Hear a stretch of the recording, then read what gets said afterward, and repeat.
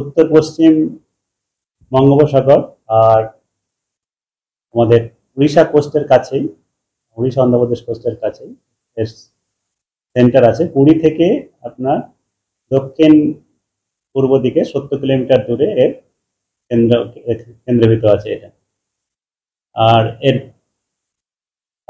আগামী 24 ঘন্টায়, আগামীকাল সকালের মধ্যে পুরীর কাছাকাছি এটা উড়িষ্যা কোস্ট ক্রস করার সম্ভাবনা আছে।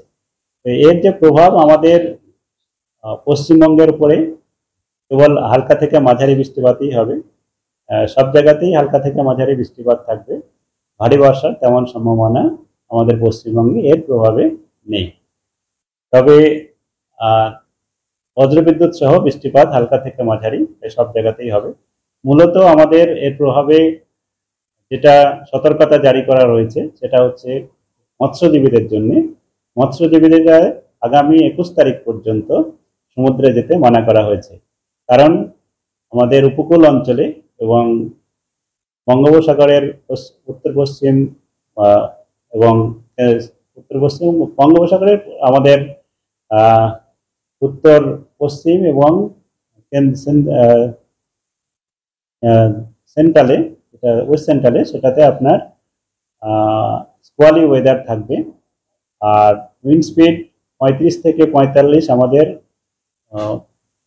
পশ্চিমবঙ্গের উপকূলে, আর 45 থেকে 55 কাস্টিংয়ের 65 এটা আপনার আমাদের বঙ্গোপসাগর সমুদ্রের গভীর সমুদ্র এলাকায় হওয়ার সম্ভাবনা আছে। তার জন্যে মৎস্যজীবীদের আগামী 21 তারিখ পর্যন্ত সমুদ্রে যেতে মানা করা হয়েছে। এটাই আমাদের মূলত প্রভাব এই গভীর নিম্নচাপের জন্য। আর বাকি আমাদের পশ্চিমবঙ্গের জেলাগুলিতে কেবল হালকা থেকে মাঝারি বৃষ্টিপাত প্রায় সর্বত্রই হবে।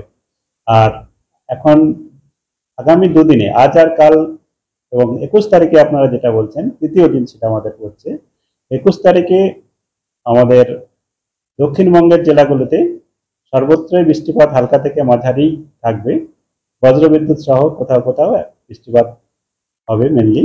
আর কলকাতা তার পার্শ্ববর্তী অঞ্চলেও 1-2 পশলা হালকা থেকে মাঝারি বৃষ্টিপাত বজ্রবিদ্যুৎ সহ হওয়ার সম্ভাবনা থাকবে, আর সাধারণত মেঘলা আকাশ থাকবে। উত্তরবঙ্গের জেলাগুলিতেও এই সময়ে আমাদের আগামী 4-5 দিনে বজ্রবিদ্যুৎ সহই বৃষ্টিপাতের সম্ভাবনা। তবে উত্তরবঙ্গের জেলাগুলোতে ভারী বৃষ্টিপাতের সম্ভাবনা আছে পরের দিকে।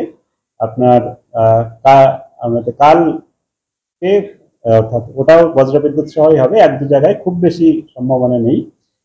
কেবলমাত্র জলপাইগুড়ি, আলিপুরদুয়ার জেলাতে 1-2 জায়গায় হতে পারে, এটা কেবল বজ্রবিদ্যুৎ সহই হওয়ার সম্ভাবনা। আর দক্ষিণবঙ্গের বজ্রবিদ্যুৎ সহ বৃষ্টিপাত যেমন বললাম হালকা থেকে মাঝারি। তবে 21 তারিখের পরে 22 তারিখে আমাদের মনসুন যে নিম্নচাপ রেখা, এটা এখন আমাদের স্বাভাবিকের থেকে দক্ষিণ অংশে আছে, এটা উপরের দিকে ওঠার আসার সম্ভাবনা আছে স্বাভাবিক স্থানে। তার প্রভাবে বৃষ্টিপাত, ভারী বৃষ্টিপাতও হতে পারে 22 তারিখে, সেটা আপনার south 24 Pargana, east and West Medinipur জেলাতে। আর 20 তারিখ মানে কালকে 1-2 জায়গায় হতেও পারে আপনার পশ্চিম মেদিনীপুর আর ঝাড়গ্রাম জেলাতে। বাকি কলকাতা পার্শ্ববর্তী অঞ্চলে আগামী 3-4 দিনে এই 1-2 পশলা করে বৃষ্টিপাত, হালকা থেকে মাঝারি বৃষ্টিপাতেই সম্ভাবনা থাকবে, সাধারণত মেঘলা আকাশ।